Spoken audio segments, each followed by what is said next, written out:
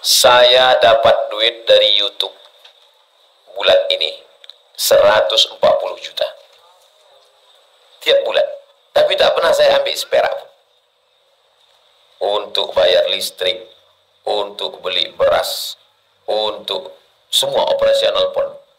Jadi kok tanya orang, dari manalah makan santri, dari manalah semuanya?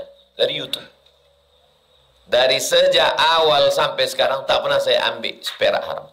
Tak susah saya. Kaya kali pun tidak. Susah kali pun tidak. Jadi jangan ibu bilang, tengoklah Ustaz itu kurus sekali dia tak makan. Saya ini kurus ini bukan tak makan.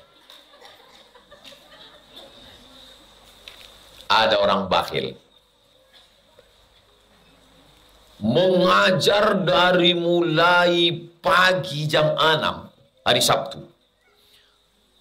Pagi jam 6 Sabtu sampai jam 8 malam. Malam Ahad, malam Minggu. Pagi Ahad ngajar lagi sampai malam Senin. Terkumpul duit selama 2 hari itu 10 juta. 4 minggu. Berarti terkumpul 40. Tak ada angin, tak ada hujan, tiba-tiba berkunang-kunang. Dibawa ke Malaka. Habis. Tiket pesawat, ongkos taksi, medical check up, beli obat. Datang dokter Cina, ayah, cincang-cincang lah. Habis. Duit apa namanya itu? Duit hantu dimakan. Duit hantu dimakan setan. Ibu kalau mau megang badan orang, pegang bahunya. Kalau ada kawan ibu bilang, aku berat kali badanku sekarang, pegang bahunya. Enggak, tulang aja ini.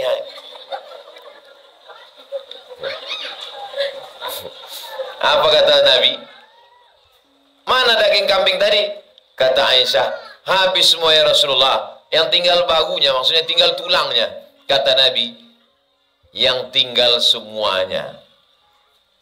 Pertanyaannya, daging kambingnya kan sudah habis, yang tinggal tulangnya. Tapi kata Nabi, yang tinggal semuanya. Maksudnya, yang kekal itu adalah yang disedekahkan tadi. Adapun yang dimakan ini jadi, tak usahlah disebutkan. Paham hadis ini kan? Yang tinggal ini semua, kakinya, kepalanya, tinggal semua. Maksudnya, yang kita sedekahkan itu, itulah yang tinggal untuk bekal kita menghadap Allah. Yang kita makan bahunya, itulah yang hilang jadi kotoran, busuk, jadi sampah. Kalau kita punya ayam, punya kambing, kita ambil cangkot, skop, kita gali di bawah kandangnya itu. Kita siramkan ke cabai, insya Allah cabai kita subur. Tapi kalau yang punya manusia itu disiramkan, cabainya layu mati kontan. Manusia makan 1 hari 2 on. Makan 1 hari. Makan pagi, makan siang, makan malam. 2 on setengah. Berarti kalau 1 bulan 7,5 kilo. Berarti kalau 1 tahun 100 kilo. Saya nih biarpun kurus begini, sudah membusukkan 4 ton 600 kilo. 1 tahun 100 kilo. 46 tahun berarti 4 ton 600 kilo. Hilang, memenuhi septic tank. Tolong jangan diingat nanti waktu makan malam. Yang tinggal mana? Pernah mensedekahkan nasi bungkus, itulah yang tinggal. Ada kita beli 100 nasi, kita makan 80 bungkus, yang 20 kita sedekahkan, yang 80 busuk, yang 20 itulah bekal menghadap Allah. 1 ekor ayam, dimakan semuanya 1 ekor ayam. Diambilnya leher ayam, diambilnya ceker ayam, itulah disedekahkan ke tetangga. Itulah yang kau terima di akhirat nanti. Ada yang lebih parah lagi, kuahnya aja dikirim deh. Nauzubillah. Alhamdulillah, wassalatu wassalamu ala rasulillah wa ala alihi wa sahbihi wa man tabi'ahu wa mawala. Subhanaka la ilma lana illa ma 'allamtana innaka antal alimul hakim. Rabbi shrah li sadri wa yassir li amri wa hlul 'uqdatam min lisani yafqahu qawli. Qala al-musannif rahimahullah. Imam Al-Hafiz Al-Munziri berkata dalam kitab At-Targhib wa Tarhib wa bihi wa ilaihi dengan sanadnya. An Abi Hurairah, hadis nomor 254, diriwayatkan dari sahabat Nabi namanya Abu Hurairah radhiyallahu anhu. Qala, dia berkata, qala Rasulullah sallallahu alaihi wasallam, Rasulullah Muhammad sallallahu alaihi wasallam bersabda, man tasaddaqa, siapa yang bersedekah, bi'idli tamratin, setengah kurma. Kira-kira setengah kurma itu banyak apa sedikit? Maksudnya, walaupun bersedekah setengah kurma, dapat kurma sebiji, dibaginya setengah. Setengah ke mulut dia, setengah ke mulut orang. Maka muncullah kata-kata peribahasa, sikit makan, sikit tanda terkenang. Jadi kalau kita bagi orang makanan sikit, supaya dia sebelum bertanya, kok sikit kali, kata dia, kita bilang sikit tanda terkenang, sikit tanda teringat. Kalau banyak makan sendiri. Man tasaddaqa bi'idli tamratin, siapa yang bersedekah sebelah kurma, min kasbin tayyibin, dari hasil usaha yang baik. Ibu lagi ngapa ibu? Lagi mencuci. Mencuci pakai air apa? Pakai air kencing. Bisa? Tak bisa. Mencuci mesti pakai air suci. Apa maknanya? Tidak boleh, tidak bisa bersedekah pakai harta haram. Ini haram nih Pak Ustadz. Ada duit haram sedikit, saya bagilah. Tak boleh. Min kasbin tayyibin, bersedekah dari hasil usaha yang baik. Wala yaqbalullahu illa tayyib, Allah tidak menerima kecuali yang baik-baik saja. Tayyib artinya baik. Sampai ke Indonesia tayyib tak pulang-pulang. Padahal makna tayyib bagus. Bismillahirrahmanirrahim. Kata orang tayyib. Tayyib artinya bagus. Kalau perempuan tayyibah, bagus. La yaqbalullahu illa tayyib, Allah tidak menerima kecuali yang bagus-bagus, yang baik-baik saja. Bersedekah yang baik, berinfak yang baik, berwakaf yang baik. Yang tak baik tak diterima Allah. Jangan bersedekah pakai duit sogok, duit riba, duit haram, duit tipu, duit bohong. Ada sedekah tiap pekan, namanya sedekah Jumat. Sekarang di setiap daerah sudah ada sedekah Jumat. Ada sedekah tiap tahun, sedekah Ramadan. Ada sedekah tiap 5 tahun sekali, namanya sedekah Pilpres. Serangan pajar. Pernah ibu dapat? Nanti kalau ada yang ngasih mau?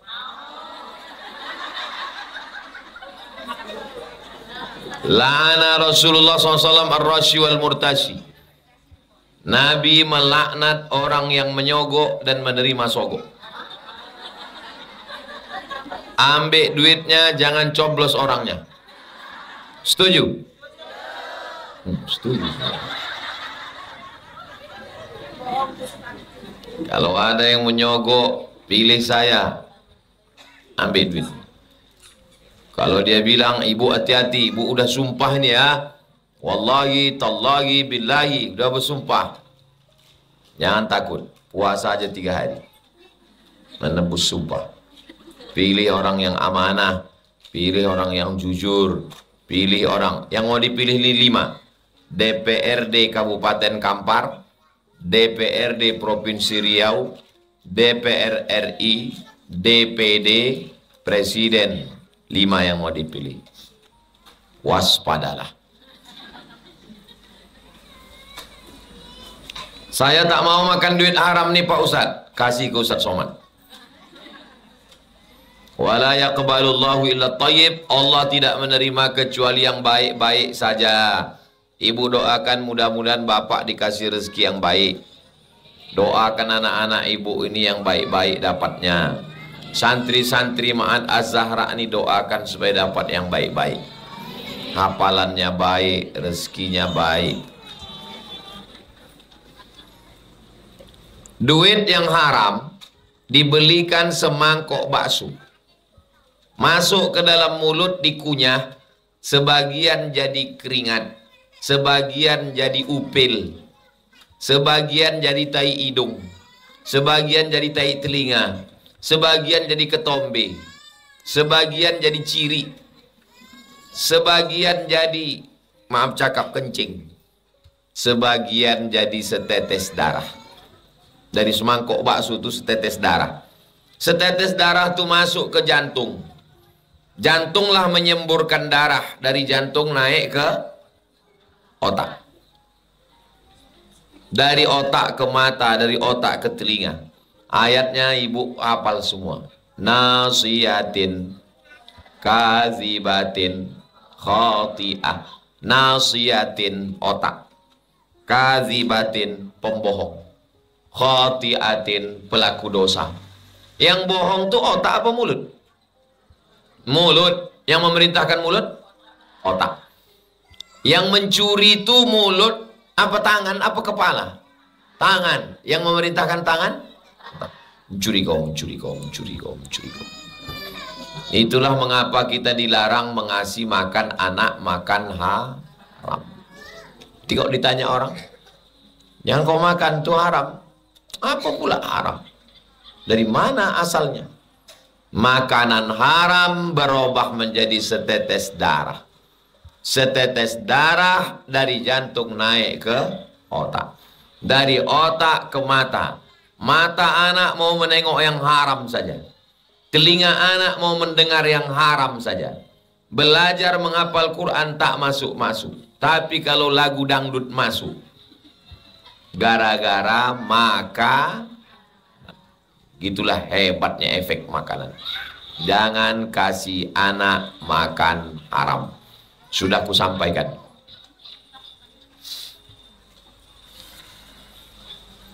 Fa innallaha yaqbaluha biyaminihi. Allah menerima sedekah yang baik-baik itu dengan kekuasaannya.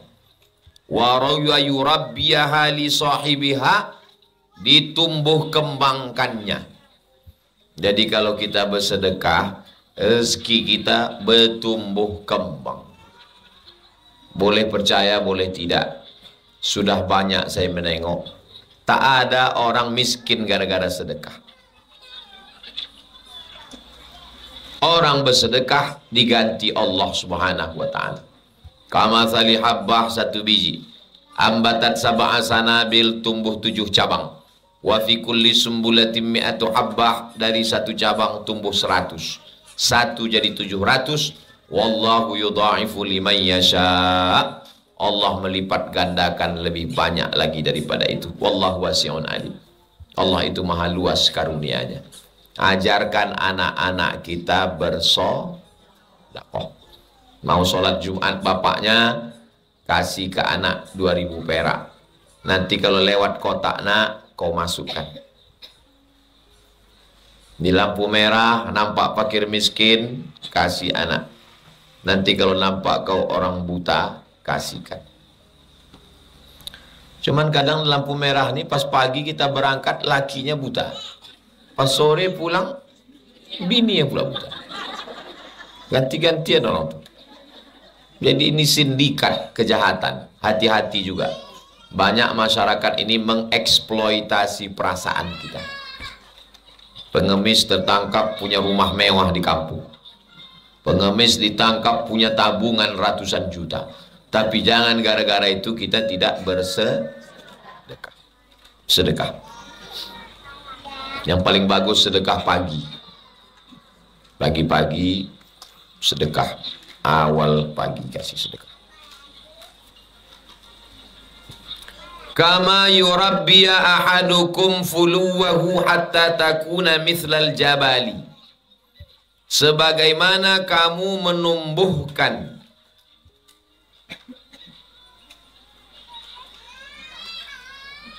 menjaga, merawat, membesarkan anak kambing. Biasanya dulu orang menjaga itu untuk mahar. Dipeliharanya, dibesarkannya anak kambing ini untuk mahar nikah. Sebagaimana dijaga dari mulai kecil, besar, begitulah sodakoh itu menjaga harta kita. Harta menjadi berkah dengan sodakoh. Harta yang dimakan busuk, harta yang dipakai lapuk, harta yang disedekahkan, itulah yang bekal untuk hari esok. Dimakan busuk, dipakai lapuk, disedekahkan untuk bekal hari esok. Misalnya ibu punya duit 100 juta, amin. Ibu sedekahkan 1 juta. Berarti tinggal di bank 99 juta. Pas makan malam, makan bakso, tersangkut baksonya di leher, mati. Nauzubillah. Kira-kira yang dibawa mati yang 1 juta atau yang 99? Yang 1 juta itulah yang dibawa mati. Yang 99 juta tinggal diambil bapak. Untuk tak boleh suuzon.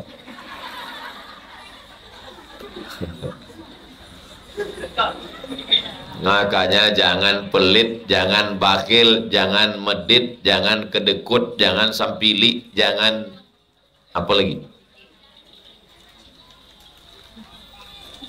Saya sudah lama hidup, udah banyak tempat saya tengok. Belum pernah saya tengok orang pelit hidupnya bahagia. Ketakutan aja dia. Takut duit ini hilang, takut duit ini habis, disimpan di bawah bantal, lapuk, dimakan rayap. Akhirnya duit tinggal. Kakak kami itu Pak Ustadz, gelangnya, cincinnya, rantainya, antingnya, subangnya, gelang kakinya, lehernya, 1 cuci tangan emasnya Pak Ustadz. Kata jamaah ini mengadu. Mana sekarang Bu? Habis dilarikan lakinya. Begitu mati hilang semua. Bukan saya melarang ibu pakai gelang, pakai cincin, silakanlah pakai. Tapi bayar zakat, berinfak, bersedekah, berwakaf. Sudah saya sampaikan. Nanti kalau di akhirat ditanya Allah, sudah kau sampaikan Abdul Somad? Sudah. Bagaimana tumbuhnya sedekah itu, besarnya? Hatta takuna mithlal jabali, sampai sebesar bukit. Sedekah kita itu nanti sampai sebesar bukit. Kenapa bukit? Karena makhluk Allah yang paling besar di atas muka bumi ini adalah bukit. Gunung Pak Ustadz, sebesar gunung. Jabal artinya gunung. Itu hadis 254. Kita ngaji sampai jam 5.30. Habis itu saya tanya jawab sampai jam 6.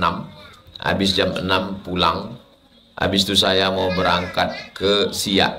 Habis dari Siak langsung ke Bengkalis. Besok baru pulang. Hadis 255. Wa an Aisyata, dari Aisyah. Kami ini perempuan Pak Ustadz. Apalah daya perempuan ini cuma memasak, membesarkan anak, membuatkan kopi suami. Siapa yang bilang? Ini perempuan Aisyah. Aisyah yang meriwayatkan hadis Nabi. Saya waktu belajar di Darul Hadis Maroko, nama dosen saya Dr. Faridah Zambruk. Kira-kira kalau Faridah laki-laki apa perempuan? Perempuan. Dosen kami perempuan. Itu maka anak-anak perempuan di sekolah. Hafal Quran, 3 tahun hafal Quran, tahun keempat baca kitab, tahun kelima praktek. Tapi walaupun dia hafal Quran, bisa baca kitab, tetap bisa masak. Karena dia latihan buat brownies, pelatihan kuliner. Jangan sampai hebat baca kitab, hebat baca Quran, tapi tak pandai masak. Bininya jurus masaknya namanya gulai tunjuk. Tunjuk iko, tunjuk iko, tunjuk iko, tunjuk iko. Laki itu ingin juga dia masakan istrinya. Masakannya sama, santannya sama, ikannya sama, ayamnya sama, lelenya sama. Yang beda itu apanya? Rasa. Jadi ibu kalau punya anak perempuan, sekolahkan dia. Walaupun dia jadi polisi, walaupun dia jadi tentara, walaupun jadi pengacara, dia tetaplah ibu rumah tangga. Tapi dia mesti sekolah. Aisyah, istri Nabi, meriwayatkan hadis. Annahum zabahu syatan. Sahabat Nabi menyembelih kambing, syatan kambing. Faqala Nabi berkata, ma baqiya minha, udah disembelih kambing tadi, udah dimasak, udah dibagi, udah. Apa yang tersisa? Qalat ma baqiya minha illa katifuha. Yang tersisa tinggal bahunya. Kambing yang paling tak ada dagingnya, bahu itulah, tinggal tulangnya aja lagi. Pahanya, kakinya, dagingnya, tinggal bahunya lagi. Qala baqiya kulluha ghaira katifiha. Kata Nabi SAW, yang kekal itu semuanya kecuali bahunya, bahu kambing kurus. Ibu kalau mau megang badan orang, pegang bahunya. Kalau ada kawan ibu bilang, aku berat kali badanku sekarang, pegang bahunya. Enggak, tulang aja ini.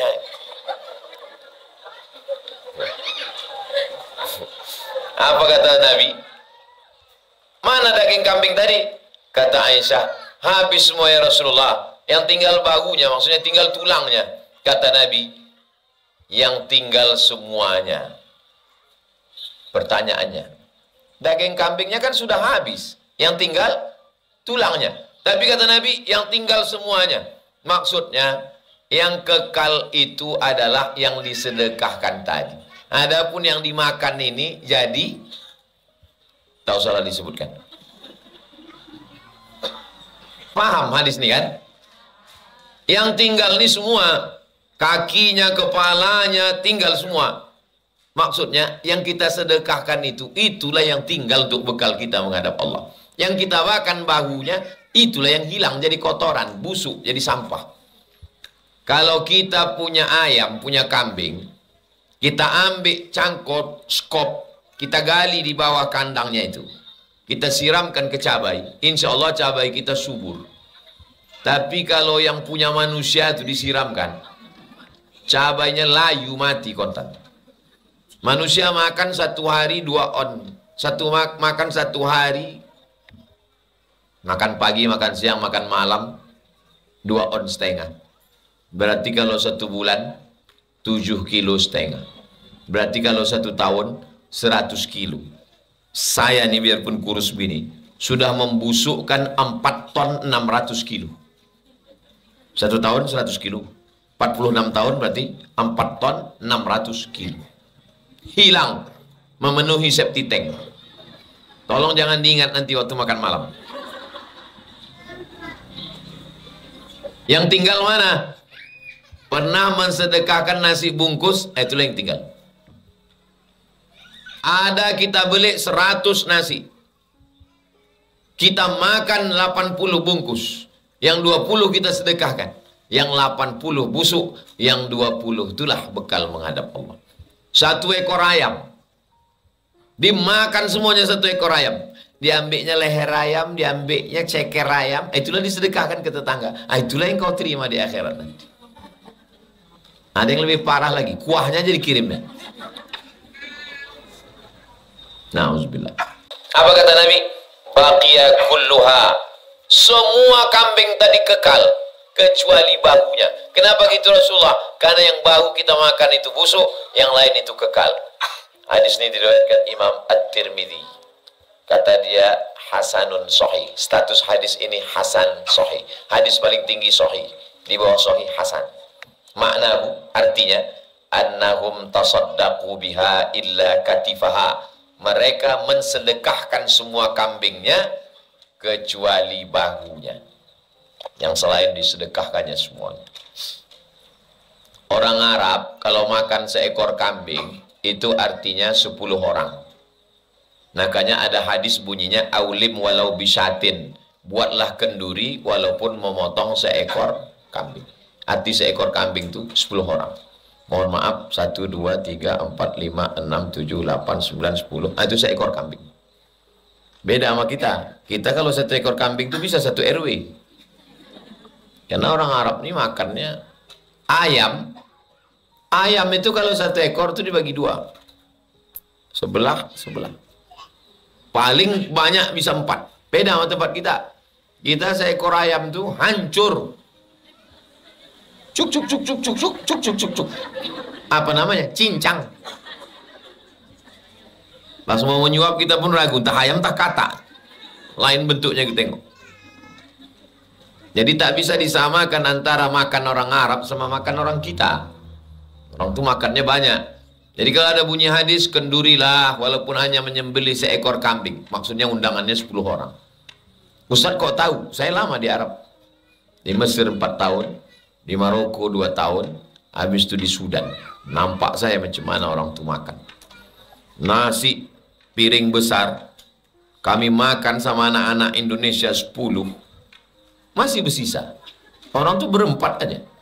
Suapnya main putar.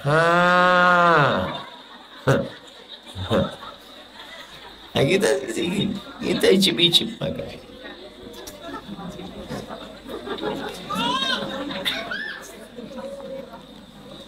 Hadis 256. Wa an Abi Hurairah, dari Abu Hurairah. Kenapalah Abu Hurairah ini banyak betul meriwayatkan hadis? Hidupnya sama Nabi. Tempat tidurnya di samping Masjid Nabawi. Panjang umur, sehat badan, mudah-mudahan kita sampai ke Masjid Nabawi. Di belakang Taman Raudhah tuh ada yang agak tinggi lantainya, setinggi lutut. Disitulah tempat tinggalnya Abu Hurairah. Dia tidur di dekat masjid. Asal nampaknya Nabi keluar, ikut dia. Maka semua cakap Nabi itu didengarnya, direkamnya. Berapa hadis yang diriwayatkannya? 5.000 hadis. Abu Hurairah. Dia hidup sama Nabi 3 tahun. Masuk Islam tahun ke-7. 8, 9, 10. Nabi meninggal. 3 tahun dia sama Nabi. Lebih banyak yang diriwayatkan Abu Hurairah daripada istri Nabi, Aisyah.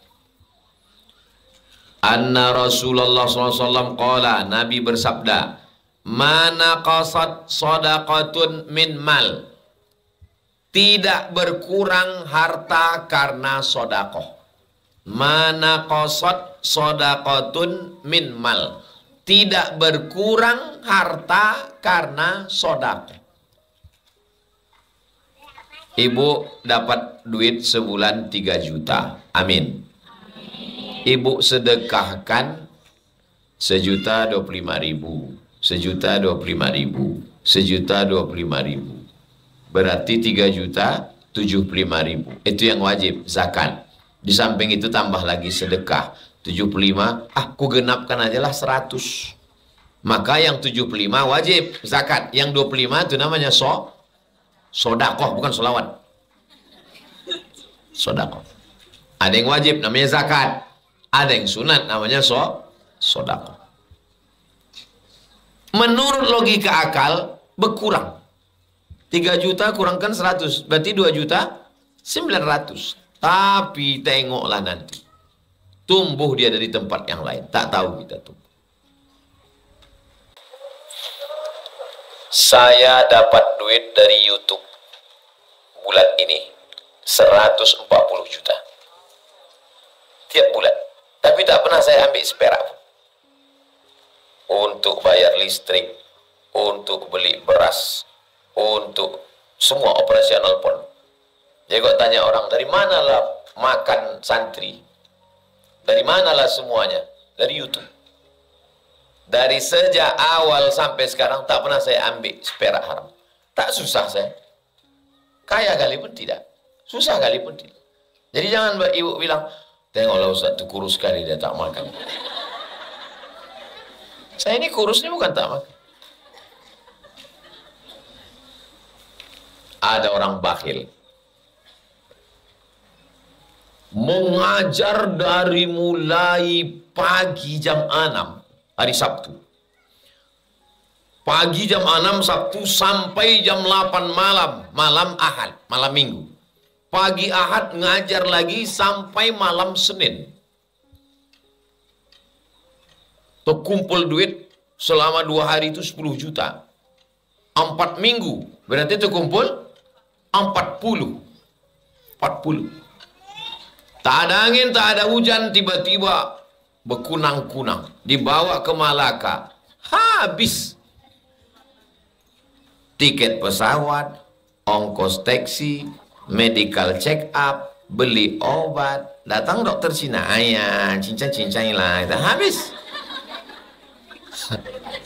Duit apa namanya itu? Duit antu dimakan. Duit antu dimakan setan.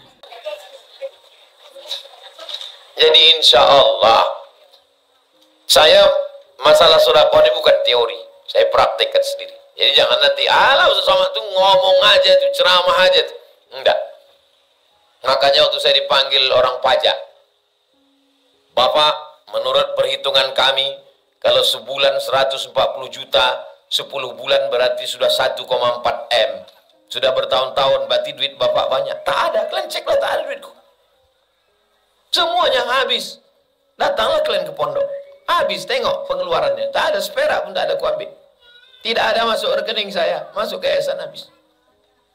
Yang penting hidup ini sehat, berkah, tak dikejar-kejar debit kolektor.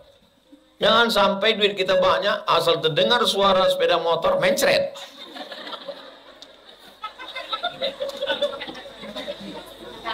Orang pakai cincin di tangan, pakai cincin di sini. Kalau kebetulan ibu ada cincin, jangan tersinggung. Mana tahu udah ada yang pakai ring, jangan tersinggung. Kunci mendengar tausiah saya ini satu, jangan tersinggung. Beberapa jamaah tersinggung, pulang meninggal.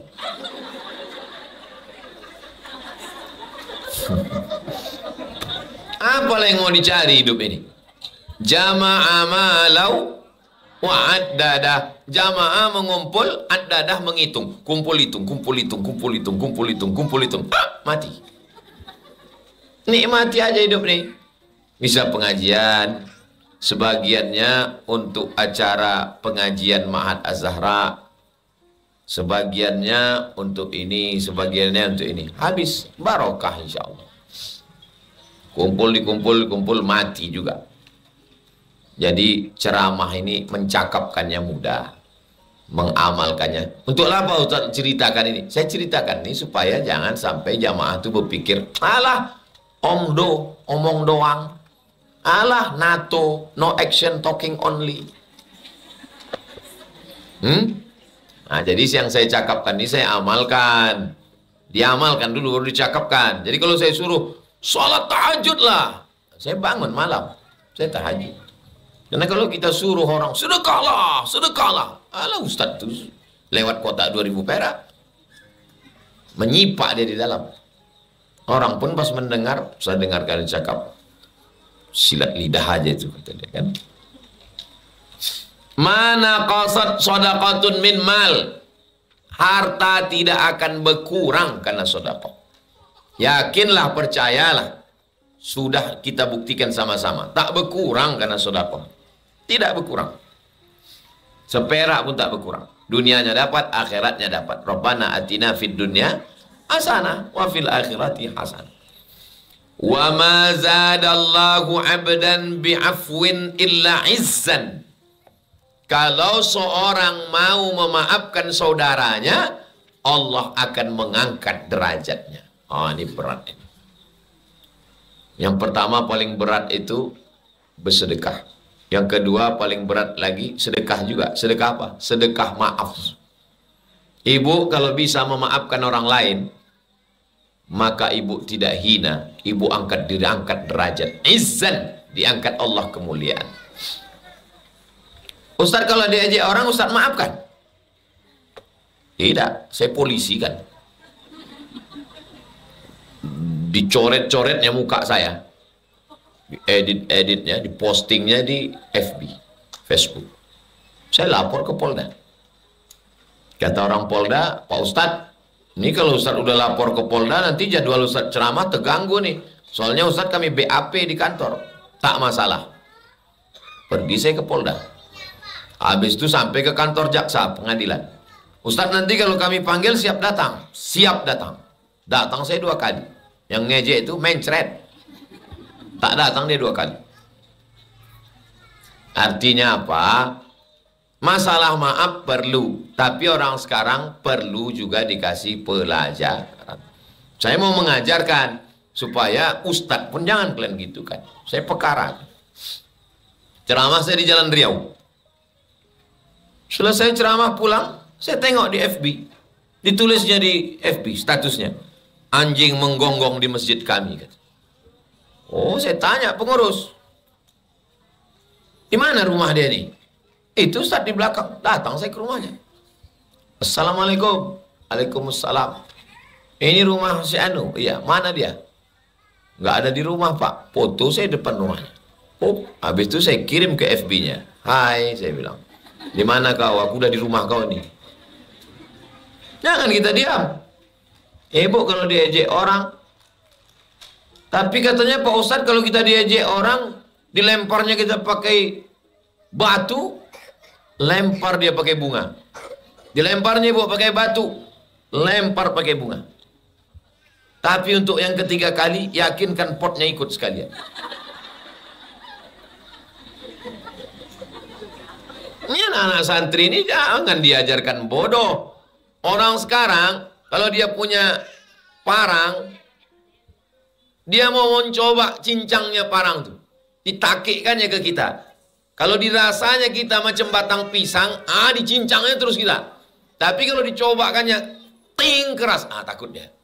Begitu. Keponakan saya, anak saya gitu. Asal libur dia pulang, saya tanya, "Cemana kau di pesantren?" "Alhamdulillah, kok ada yang mengganggu-ganggu kau?"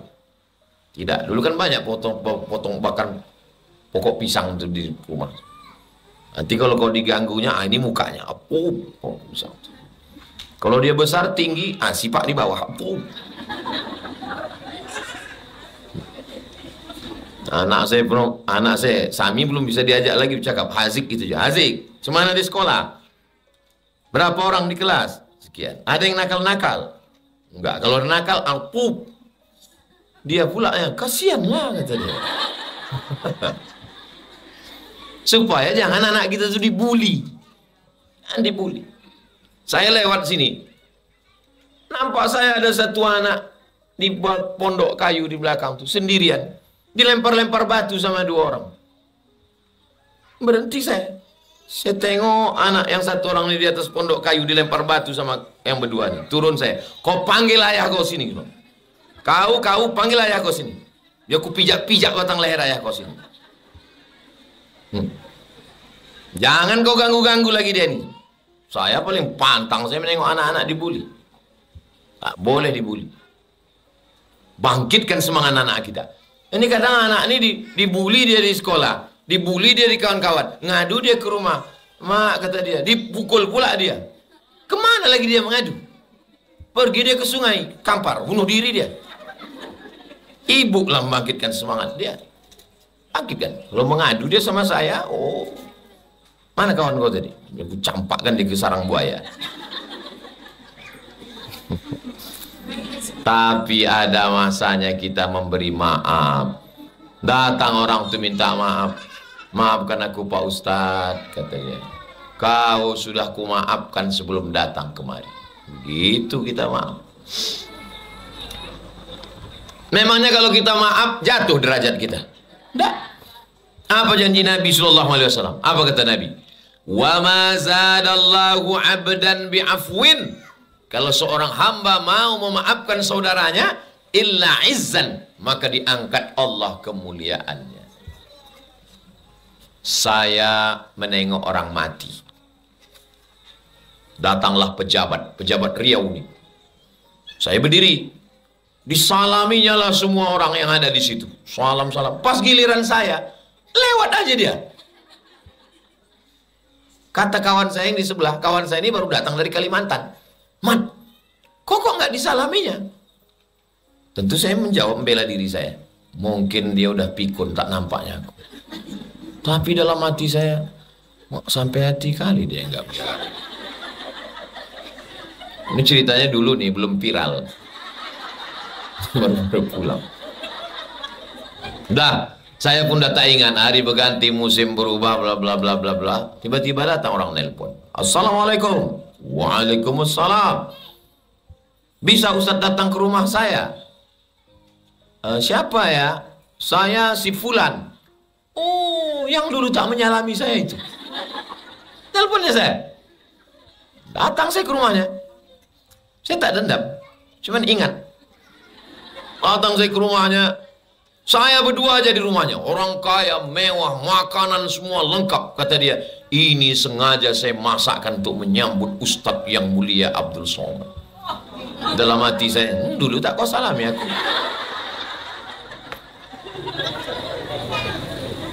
Habis acara makan, bla bla bla bla bla bla, dia pun masuk ke kamar, dibawanya satu sumpit plastik. Isinya kalender sama kartu nama, minta kampanyekan. Saya sering jumpa sama orang-orang gitu. Disepelekannya saya, dijatuhkannya saya. Tapi saya tak dendam. Tak hina saya, tak jatuh harkat martabat saya. Tetap. Jadi jangan sampai ibu dendam. Tapi kalau dia ejek-ejek orang, jangan pula diam. Kalau dia diejek orang, diam kita, masuk ke dalam, lalu mati kita.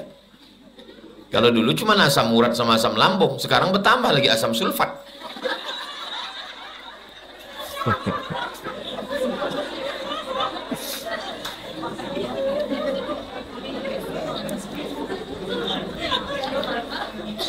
Tiga dalam hadis Nabi ini. Yang pertama, kalau kita bersedekah, maka harta kita tak berkurang. Yang kedua, kalau kita maafkan orang, Allah mengangkat derajat kita. Yang ketiga, wa ma tawadha'a ahadun lillah. Kalau kamu tawadhu, merendahkan hatinya kepada Allah, illa rafa'ahu Allah, diangkat Allah derajatnya. Kalau kamu tawadhu, rendah hati, jangan angkuh, jangan sombong, diangkat Allah derajatnya. Sudah banyak saya tengok kehidupan ini. Orang sombong berakhir dengan menyedihkan, kasihan kita. Maka tak usah sombong. Jadi kalau ada orang nanti bilang, Ustaz Somad itu Ustaz sombong itu. Maunya ceramah kalau diundang pejabat, kantor bupati, kantor gubernur, kantor DPR. Kalau di majelis-majelis tak mau dia. Ibu mesti bilang, kau yang tak tahu. Ustaz Somad itu hadir ke majelis pengajian kami di musola. Datanglah orang ke rumah. Ustaz kalau bisa janganlah di kantor-kantor aja. Buatlah pengajian di daerah Rimbo Panjang nih. Katanya. Kau kemana aja saya bilang. Tiap Rabu subuh itu di musola. Musola sekali. Masjid. Musola dekat kuburan. Kau yang tak pernah datang. Semua saya kasih jatah. Untuk jalan Kamboja 4 kali tambah Jumat. Untuk Pekanbaru 5 titik. Pagi Jumat, khutbah Jumat, malam Sabtu, Sabtu pagi, Sabtu siang. Bagi jatah. Untuk santri Selasa subuh, Kamis subuh, Jumat subuh. Bagi semua jatah. Di rumah Selasa, Rabu, Kamis. Tamu, habis pengajian, tamu. Buka pintu. Dari pagi, sore, sampai malam. Oh, enggak ada Pak Ustadz, kami datang situ pintu tutup. Tanyalah ke penjaganya. Pintu itu memang ditutup. Karena kalau dibuka banyak caleg masuk. Cuma ditutup. Kalau ibu masuk, dibukakannya itu. Bilang, Pak Ulung bukakan di jamaah Ustadz Somad. Jamaah rutin Jumat sore. Masuk. Kalau dibuka kan habis semua orang mau buat baleho. Rawahu Muslimun. Hadis ini diriwayatkan Imam Muslim. Nama kitabnya Sahih Muslim. Wa Tirmidzi. Imam Tirmidzi namanya Sunan At-Tirmidzi. Itulah hadis sampai 256. Petang ini dapat kita 3 hadis. Alhamdulillah. Kita sudah masuk pengajian tahun yang tahun ketiga. Tahun ketiga baru 85 halaman. Insya Allah mungkin 6 tahun lagi lah baru tamat. 2 gendangnya. Kalau tak buku ini tamat, ibu tamat. Tambah gendang ketiga. Atau saya tamat. Tapi insya Allah yakin saya. Andai mati saya 2-3 tahun lagi, santri ini bisa menyelanjutkan. Mereka hafal Quran, mereka baca kitab ini tahun keempat, nanti mereka melanjutkan membacakan kitab ini insya Allah. Diaminkan ibu ini pula. Amin kata dia.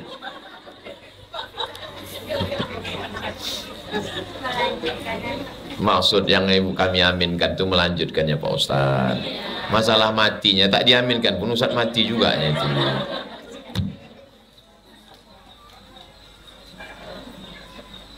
Menengok kotak pakai kertas nih, banyak ibu-ibu naik asam lambungnya. Disangkanya arisan. Padahal ini kotak pertanyaan. Kenapa lah buat warna hijau? Kotak hijau, spray hijau, mata bagus banyak menengok warna hijau. Kata Imam Al-Ghazali, bagus nengok warna hijau. Maka cincin saya batunya hijau, supaya mata menengok hijau. Makanya dokter di rumah sakit jubahnya itu warna hijau. Soalnya dia waktu mau operasi kan matanya menengok merah kan. Biar supaya matanya fokus lagi itu ditengoknya hijau. Maka bagus ibu buat baju warna hijau. Tapi kalau sedekah warna merah, hijau. Hijau 20.000. Nana tahu nanti ada orang nanya ibu dekat dengan pengajian Ustaz Somad. Oh ya, belanci-lancian rumah dan udah kek mana kan. Kenapa pondok Ustaz tu warna hijau? Enggak lo dapet dia wanita. Bagus mata menengok warna. Kalau kita mendapat hadiah cabut lotre, apakah itu haram Pak Ustaz diberikan ke anak?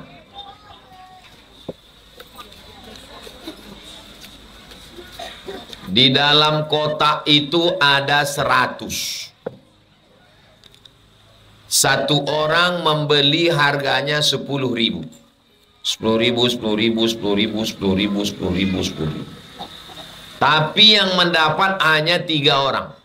Digoncang yang dapat 3 orang. Dapatlah 1 juta. Padahal tadi membayarnya 10.000. Pertanyaannya, dari mana duit itu bisa jadi 1 juta? Dari uang ibu. Tapi ibu tak dapat. Yang dapat cuman yang goncang.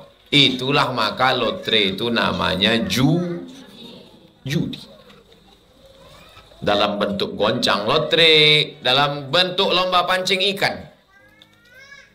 Ibu ikut lomba mancing, bayar iuran 100.000, 100, 100, 100, 100. Nanti kalau dapat 1 ekor ikan, dikasih 1 juta. Bayarnya 100. Kalau dapat ikan, dapat 1 juta. Duit siapa itu? Duit peserta itu. Pasanglah cacing. Ikannya seekor, kenyang pula. Tersangkutlah di ekornya. Tarik. Judi. Judi ikan, judi burung, judi yang lain. Jadi kalau mau tidak judi macam mana? Duit iuran untuk biaya operasional, untuk panitia, untuk buat teh, untuk air. Hadiahnya dari sponsor. Itu boleh. Cari sponsor 1. Hadiah dari saya, itu boleh. Tapi kalau duit itu yang diputar, maka itu judi. Santri mesti tahu. Karena kalian nanti pulang ke kampung, ditanya orang 17 Agustus. Ini judi, ini haram. Tapi kita mau 17 Agustus, gimana biar? Maka cari sponsor. Cari situ siapa yang banyak kebun karetnya, getahnya. Bapak jadi sponsor ya? Aku memang banyak karetku, tapi utangku lebih banyak lagi, kata dia. Kalau kita sudah niat untuk hijrah, tapi masih setengah-setengah, bagaimana hukumnya Pak Ustadz? Biar supaya kita ini tidak pikir setengah-setengah, pergi ke rumah sakit. Tolong pulang dari sini nanti, pergi ke rumah sakit. Kan banyak rumah sakit di Panam kan? Nah, kalau security-nya nanya, ibu mau jenguk siapa? Semua yang mau sakit di sini mau ku tengok. Menengok orang sakit itu insya Allah obat kita. Yang hijrah tidak. Tengok orang sakit itu, insya Allah hijrah. Kalau tak mempan juga, tengok orang mati. Kalau bisa masuk ke dalam liang lahat, ikut menguburkan. Itu luar biasa itu. Saya sudah mengalaminya. Maka dalam sebulan tuh saya usahakan nengok orang sakit. Kalau datang WA, Ustadz ada orang sakit, Ustadz si Fulan meninggal, langsung saya tengok orang mati. Jam 12 malam saya datang. Subuh saya datang. Saya biasanya nengok orang mati malam sama subuh. Kalau siang saya tak mau. Karena kalau saya siang nengok orang mati, tak jadi nengok orang mati. Habis mau foto semua yang di situ. Segan kita sampai meninggal. Masa pula orang mati sanggup orang ini foto-foto. Tak pernah saya nengok orang mati siang. Biasanya habis subuh. Habis subuh baca tafsir sama anak santri, pergi saya nengok orang mati. Cara biar supaya kita tak menunda-nunda amal dua. Tengok orang sakit, tengok orang. Kalau udah nengok orang sakit, nengok orang mati, tak butuh buka juga pintu hati, pergilah ke jembatan Leton. Untuk apa Pak? Terjun ke dalam. Tak ada guna di Pekanbaru, buat macet aja. Buat semak rimbo panjangnya. Kejam kali Ustaz nih ya. Bagaimana menghadapi tetangga yang bermulut manis? Berarti dia diabetes.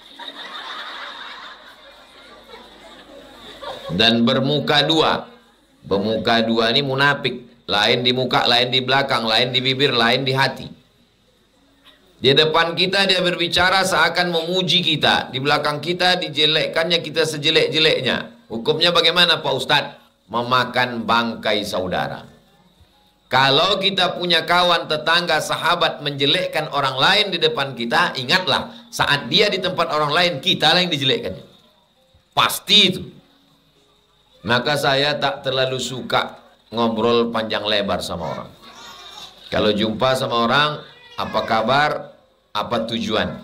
Kami mau silaturahim Pak Ustadz, datang, mau ini, dah selesai. Takut nanti cerita ke sana kemari. Tapi kita kan tak mungkin ngusir tamu. Tak mungkin kita, Pak, udah selesai ya, pulang ya. Tak mungkin. Lalu yang nyuruh pulang itu siapa? Ilham. Nah, dia nanti yang bilang, Pak, Ustadz ada acara lagi nih. Udah selesai ya, kata dia. Orang nilai suruh. Karena kalau terlalu lama, ibu juga gitu. Aku mau ke warung, mau ngapai, mau beli cabai, mau beli bawang, mau beli tomat, kangkung 2 ikat. Beli pulang. Di kangkung 2 ikat ngobrol 2 jam. Macam mesin pompong rusak. Dari mulai laki orang, bini orang, semua dicakapkan. Hidup kompor dia, habis tabung gas 9 kilo. Mubazir.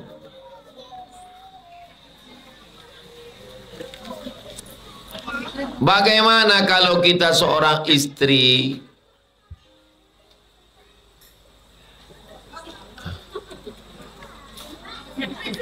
istrinya bekerja menjadi tulang punggung keluarga? Aslinya yang bekerja ini suami apa istri? Suami. Istri itu hanya melahirkan anak. Nabi Muhammad lahir, yang menyusukannya pertama Suwaibah, yang kedua yang menyusukannya Halimatus Sa'diyah. Ibu aslinya hanya melahirkan anak. Menyusukan anak, disusukan ke ibu susu. Memasak, mencuci, merawat anak, bapak yang menyediakan.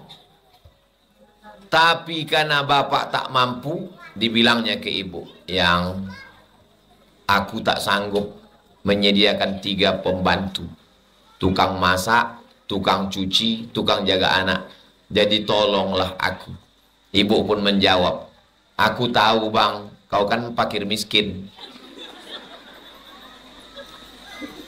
Maka aku berikan semuanya. Jangankan hartaku, jangankan kebunku, nyawaku ku kasihkan ke kau.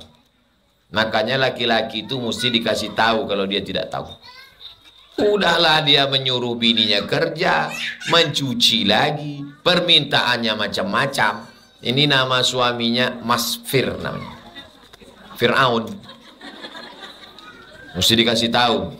Hai laki-laki, walaupun kalian tak datang di sini, nanti dengarkan rekaman nih sama dia. Ini bang, ini ke kau nih tujuannya. Laki-laki itu mestinya memuliakan perempuan. Jangan dia minta macam-macam. Ibu anak orang kaya, punya kos-kosan, punya kebun sawit, punya gelang cincin, menikah sama laki-laki. Apakah harta ibu berpindah ke laki-laki? Tidak, harta ibu punya ibu sampai mati. Mati ibu, baru wariskan ke dia. Kalau punya anak, 1/4. Kalau tak punya anak, 1/2 punya dia. Sisanya tetap dibagi kepada ahli waris. Nah, jadi dalam masalah ini musyawarah. Laki-laki itu mesti paham. Ini laki-laki udah tak mengaji, tak paham, menuntut, minta macam-macam. Itulah pentingnya kalau di Malaysia ada itu ditempel di dinding. Kursus perkahwinan. Laki-laki itu sebelum nikah dikursuskan dulu dia. Supaya tahu dia apa hak dan kewajibannya. Perempuan juga begitu. Supaya jangan sampai perempuan ditipu, dibohongi. Kalian santri-santri, jangan mau ditipu laki-laki. Buaya darat. Ketika kita terzolimi, apa yang kita lakukan? Sementara kita tak mampu melawan mereka secara hukum. Karena keterbatasan biaya. Apa yang harus saya lakukan Pak Ustadz? Ada orang terzolimi. Dinikahi oleh laki-laki. Laki-laki itu pergi. Dibuatnya surat ke saya. Ustadz, aku dinikahi laki-laki. Tapi laki-laki itu tak bertanggung jawab. Ayahku yang menikahkanku. Saya tidak pejabat. Tapi insya Allah saya lapor ke Polda. Ditangkap lakinya itu. Mengaku Imam Mahdi. Diamankan. Bapak. Saya bilang bapaknya ditangkap ini. Karena menikahkan anak di bawah umur. Penipu ini, pembohong. Ada orang punya kebun sawit. Kebun sawitnya diambil kades. Kades kong kali kong sama pengusaha. Saya bawa ke Pak Kajari, Kejaksaan Negeri Bangkinang. Saya jumpakan sama Pak Kapolres. Saya jumpakan sama DPR. 3. Besok ku kosongkan 1 hari ceramah, ku bawa kalian ke Bangkinang. Kantor Kejaksaan, kantor polisi, kantor DPR. Aku tak bisa nolong. Turun polisi sama DPR. Masuk penjara kades tuh. Penyalahgunaan wewenang. Jadi cari orang yang bisa menolong. Saya kalau bisa saya tolong, saya tolong. Kalau tak bisa saya tolong, mengadulah kepada yang maha penolong. Allah subhanahu wa ta'ala. Selagi bisa, kita usahakan. Kalau tahu saya kasusnya. Tak ada tempat menyadu kecuali Allah. Tahajud malam. Kalau di dunia ini sudah tak ada yang bisa mendengarkan cakap kita, berbisiklah ke tanah. Berbisik ke tanah maksudnya sujud. Waktu sujud kita minta tolong pada Allah. Insya Allah makhluk-makhluk di langit, malaikat-malaikat mendoakan kita. Ada seorang raja. Seorang raja ini makan ikan. Tiba-tiba duri tulang ikan itu tertusuk ke lehernya. Tiba-tiba bengkak. Dipanggil dokter tak sembuh-sembuh. Dipanggil wali Allah orang soleh. Kata wali Allah, kau menzolimi orang. Ada kau menzolimi orang? Ada. Cemana ceritanya? Aku sedang tegak di depan istana. Nampakku orang sedang membawa ikan. Ku panggil dia, ku tarik ikannya, ku rampas. Rupanya anaknya menunggu di rumah belum makan. Mengadu dia kepada Allah. Ya Allah, raja sudah menunjukkan kuasanya, tunjukkan kuasamu padaku. Tak sulit bagi Allah. Tersangkut tulang ikan. Maka minta pada Allah. Ya Allah, ini orang zalim bukan main. Tunjukkan kuasamu ya Allah. Hasbunallah wa ni'mal wakil. Ni'mal maula wa ni'mal nasir. La haula. Da'watul mazlum la turad. Doa orang yang terzalim tak ditolak Allah. Minta tolong kepada Allah. Kadang kita mimpi tentang almarhum almarhumah yang sudah meninggal. Apakah memang sosok beliau yang kita temui itu atau jin Pak Ustaz? Ruh ibu, ruh saya, ruh mak saya, ruh ayah saya berjumpanya waktu malam kita sedang tidur. Ruh orang mati digenggam Allah, yumsikur ruh. Ruh orang hidup dilepaskan lagi masuk ke jasad, makanya waktu bangun alhamdulillahilladzi ahyana ba'dama amatana wa ilaihi nusyur. Jadi kalau saya jumpa dengan almarhumah mak saya, ruh saya berjumpa sama itu. Berjumpa dengan Habib ulama, ruh saya berjumpa dengan dia. Baik orang hidup maupun orang mati. Kapan yang kita jumpa itu setan? Kalau dia membisikkan sesuatu yang bertentangan dengan syariat agama Allah. Itu berarti jin, setan.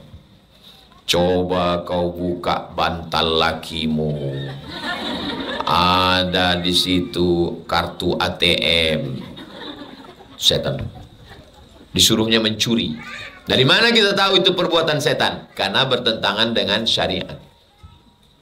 Situ kita baru tahu bahwa dia perbuatan setan. Alladzi waswisu fi sudurin nas minal jinnati wan nas. Ada seorang ulama tidur. Malam itu dia bermimpi jumpa kawannya.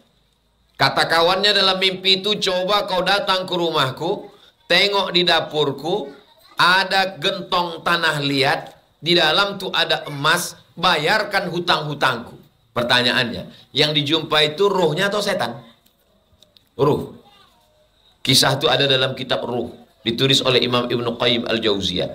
Karena orang mati tak bisa bayar hutang. Anaknya tak tahu karena tak ada surat wasiat. Datang dia melalui mimpi. Buka, tengok, memang ada emas, dibayarkan yang hutang. Tak habis-habis kertas nih.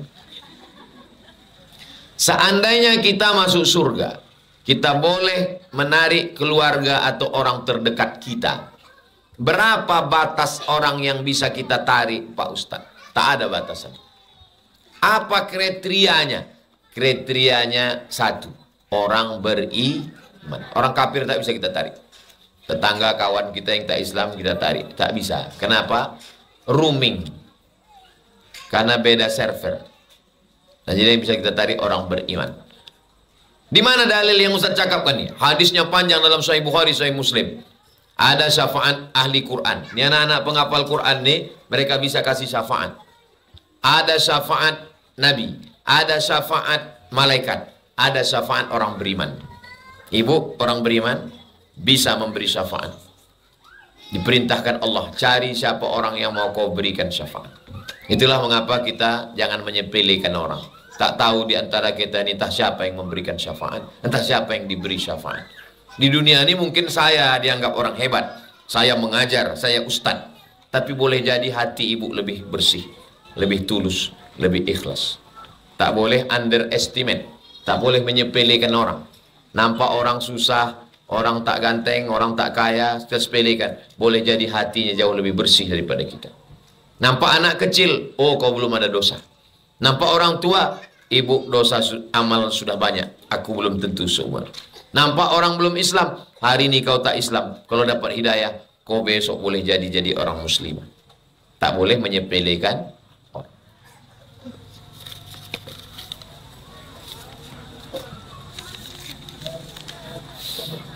Mohon doanya supaya saya lulus ASN P3K Kabupaten Kampar setelah 16 tahun menjadi honorer. Kalau sesuai keinginan kita dengan keinginan Allah, berarti Allah menyuruh kita bersyukur. Tak sesuai keinginan kita dengan keinginan Allah, berarti Allah menyuruh kita bersabar dan ada rencana Allah yang lebih cantik dan lebih indah. Hubungan kita dengan Allah adalah dengan husnuz. Tapi kita tetap berdoa nanti. Kalau lulus, bersyukur. Kalau tak lulus, bersabar. Husnuzon, ada rencana Allah yang lebih indah. Begitu hubungan kita dengan Allah. Kertas terakhir. Bagaimana cara agar kita siap serta tidak takut menghadapi mati? Saya kalau tidur malam, bismika Allahumma ahya wa amut. Kalau aku mati malam nih ya Allah, matikan aku husnul khotimah, berhenti aku buat dosa. Tiap malam. Buka mata, alhamdulillahilladzi ahyana ba'da ma amatana wa ilaihi nusyur. Kalau hidup saya pagi tadi, hidup aku hari ini ya Allah, jadikan hari ini aku beramal soleh. Bangun pagi, sholat tahajud, ngajar anak-anak, habis sholat subuh baca tafsir, habis itu pergi pengajian ke BI, habis itu pergi ke Yayasan Tabung Wakaf Umat, habis itu pulang ngajar ibu-ibu, habis ini nanti pergi ke Siak, malam tidur. Kalau mati aku malam nih ya Allah, jadikan aku husnul khatimah, berhenti aku buat dosa. Kalau hidup aku besok pagi, berarti masih bisa pengajian besok di Bengkalis. Begitu tiap hari. Sampai terbiasa kita. Allah bisa karena biasa. Jangan takut mati. Jangan takut cerita mati. Kalau aku mati, Sami ini tetap sekolah agama. Masukkan dia sekolah tahfiz Quran di Al-Muqaddasah, tempat ustazah dulu. Nanti tamat itu sekolahkan dia ke Tarim, tempat Habib Umar. Nanti habis itu kuliahkan dia ke Ahqaf University. Kalau sanggup dia S2, S3 macam aku, teruskan. Kalau tak sanggup dia minta balik-balik. Suruh dia mengajar. Nikahkan dia dengan perempuan solihah. Jangan takut cerita mati. Kalau saya mati, kalian tetap sekolah, tetap kuliah, tetap belajar menghafal Quran. Saya sampaikan ke santri, saya sampaikan ke ustazah. Ini banyak orang takut cerita mati. Sehingga ketika suami mati, istri terkejut. Kaget dia. Cerita mati. Ibu cerita mati sama bapak. Bang, kalau aku mati macam mana bang? Senyum bapak tuh. Kalau aku mati, letakkan jenazahku di ruang tamu. Keluarkan kasur yang tak terlalu tebal. Bungkus pakai kain panjang. Tamu-tamu yang datang, kuburkan. Jangan menangis, jangan meratap. Iringi doa, bacakan Yasin. Biasakan cerita mati kepada istri, kepada anak, kepada murid, kepada jamaah. Kalau aku mati di Jakarta, jenazahku jangan bawa ke Pekanbaru. Tiket mayat mahal. Kalau mati di Medan, pas kebetulan jadwal Medan, kuburkan aku di samping makam emakku. Kalau aku mati di Riau, kuburkan di Riau. Jangan takut cerita mati. Kenapa orang takut mati? Karena dia takut cerita mati. Jangan takut cerita mati. Karena kita resiko hidup adalah mati. Takut mati jangan hidup. Takut hidup, mati saja. Resiko hidup adalah mati. Takut mati jangan hidup. Takut hidup, mati saja. Nah, saya tengok ibu-ibu ini udah siap mati semua.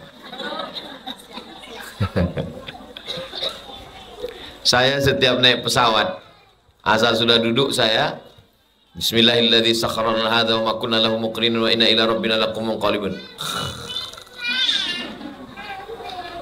Jumpa saya sama kawan-kawan saya yang tak bisa tidur di pesawat. Saya tanya, kok kenapa tak bisa tidur? Aku takut mati. Saya tak pernah takut. Mau meledak pesawat nih, meledaklah dia mati sih. Buka mata sampai Jakarta, buka mata sampai Palembang, buka mata sampai Pekanbaru. Masih hidup lagi sampai. Ala hazihin niyah, untuk niat yang baik-baik, yang ujian-ujian diluluskan Allah, yang sakit-sakit disehatkan Allah, diberikan Allah keturunan yang soleh dan solihah, keluarga sakinah mawaddah warahmah, anak-anak kita mudah menghafal Quran, istiqomah murajaah, mati husnul khatimah bersama Rasulullah di surga Jannatul Firdaus. Ala hadhihi niyah al-Fatihah. A'udzubillahi minasyaitonirrajim. Bismillahirrahmanirrahim. Alhamdulillahirabbil alamin. Ar-Rahmanir-Rahim. Maliki yaumiddin. Iyyaka na'budu wa iyyaka nasta'in. Ihdinas siratal mustaqim, siratal ladzina an'amta 'alaihim ghairil maghdubi 'alaihim waladdallin. Amin.